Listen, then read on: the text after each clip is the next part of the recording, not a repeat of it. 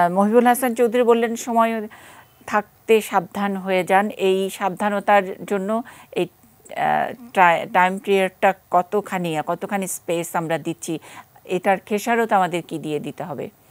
তানজিবুল আলম। বঙ্গবন্ধুর বাংলাদেশে এই ধরনের স্বেচ্ছাচারিতা কিংবা এই ধরনের মৌলবাদী শক্তির উত্থান এবং তাদের যে দম্ভ দেখানো, সেটা যে কখনোই সম্ভব না। এবং এই কারণে যে আমরা বাংলাদেশের স্বাধীনতা যুদ্ধ করিনি, সেটা সবাইকে মনে করিয়ে দিয়েছেন। আমি মনে করি আমাদের নতুন প্রজন্মের এই জিনিসটা মনে রাখা উচিত যে আমরা যখন এই 71-এ যুদ্ধটা করি, মুক্তিযুদ্ধটা করি, আমরা এটাকে বলছি মুক্তিযুদ্ধ। আমরা যখন এই মুক্তিযুদ্ধটা করি, তখন এই যুদ্ধের বিরোধিতা যারা করেছিল তারাই কিন্তু আজকে ইসলামের নামে বিভিন্ন ধরনের দাবি দাওয়া করে আসছে। এবং এই যে দাবি দেওয়ার আপনি কতগুলো উদাহরণ দিলেন, যে 2017 সালে, 2018 সালে এবং 2018 সালের আগেও বিভিন্ন সময় তারা এই ধরনের ছোটখাটো দাবি নিয়ে শুরু করেছে। যখন দেখা যাচ্ছে যে তাদের এই দাবিগুলোকে সামান্যতম প্রশ্রয় দেওয়া হচ্ছে, আমরা চিটংয়ের ভাষায় আরেকটা কথা বলি যে সেটা হচ্ছে যে বেশি প্রশ্রয় দিলে মাথায় উঠে যায়।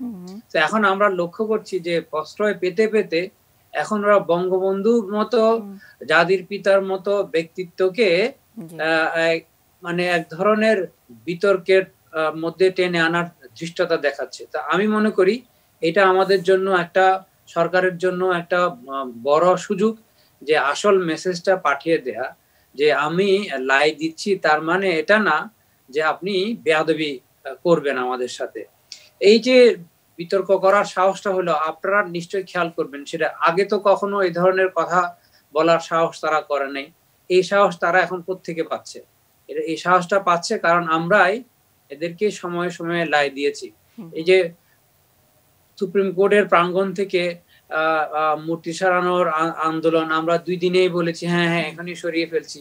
তার আগে লালনের মূর্তি সরানোর বিষয়ে, ভাস্কর্য সরানোর বিষয়ে দাবি করার মাত্রই আমরা সরিয়ে ফেলেছি। জি, এয়ারপোর্টের সামনে লালনের ভাস্কর্য মানে ওখানে স্থাপন করাই যায়নি, ওখানে করা হবে ওরকম প্ল্যান ছিল।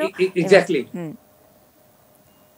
তার মানে হচ্ছে আমরা ওদের ব্যাপারে এক ধরনের প্রশ্রয়মূলক অবস্থান নিয়েছি এবং তারা এটাকে আমাদের দুর্বলতা মনে করেছে। তো আমি মনে করি যে এটা হয়তো আমাদের জন্য রাইট টাইম যে তাদেরকে জানিয়ে দেয়া যে আমরা তাদের কথাবার্তা শুনছি, তার মানে এটা না যে আমরা তাদের কথা মতো চলবো। কারণ যখন বঙ্গবন্ধুর বিষয়টা আসবে তখন কিন্তু বাংলাদেশের জনগণ কখনো এই ধরনের দাবিকে প্রশ্রয় তো দিবেই না। এই ধরনের দাবি যারা করবে তাদেরকে অবশ্যই কঠোর হাতে দমন করা উচিত। এই যে ডিবেটটা শুরু হয়েছে, আমি মনে করি এই ধরনের ডিবেটটা অন্য একটা উদ্দেশ্য আছে, সেটা হচ্ছে যে তারা তাদের শক্তির একটা পরীক্ষা করতে চায়, যে আমরা তাদেরকে কতটুকু লাই দিই এবং কতটুকু টলারেট করি, সেটা ওরা সীমাটা মাপতে চায়। তো আমার মনে হয় আমাদের এই সুযোগটা এখন আর নাই, যে আপনি যদি তাদেরকে আরো সুযোগ দেন তাহলে কালকে হয়তো ওরা বলে বসবে যে বাংলাদেশকে শুধু ইসলামিক, বাংলাদেশের রাষ্ট্রীয় ধর্ম শুধু ইসলাম হিসেবে ঘোষণা করো না, এখানে ইসলামিক রাষ্ট্র কায়েম করো। এবং কয়েকদিন পরে বলবে যে বাংলাদেশে যারা সংখ্যালঘু অন্য ধর্মাবলম্বী আছে তাদের কাছ থেকে জিজিয়া কর আদায় করো। কিংবা তারও কিছুদিন পরে বলবে যে মহিলাদেরকে এখন ঘর থেকে বের হওয়া যাবে না। কিংবা কিছুদিন পর আমরা হয়তো দেখবো যে পর্দা প্রথা যারা মানবে না তাদেরকে ইসলামিক কায়দা কানুন অনুযায়ী শাস্তির ব্যবস্থা করতে হবে। কারণ আপনি একটা ডিমান্ড দিলে ওরা আরো 3টা ডিমান্ড তাদের আস্তিনের মধ্যে রেডি রাখে ওগুলা নিয়ে আসার জন্য।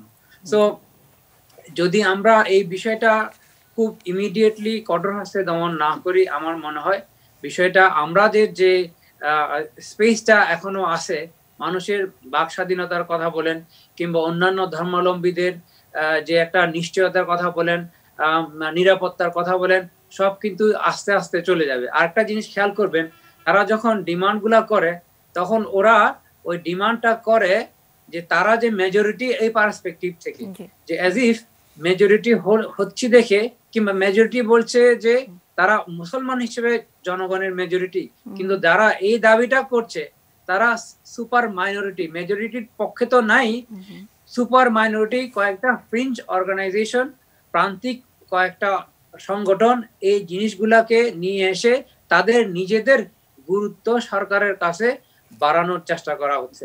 সত্যিকারের আলেম কখনোই এই ধরনের আলোচনা করতে পারেন না।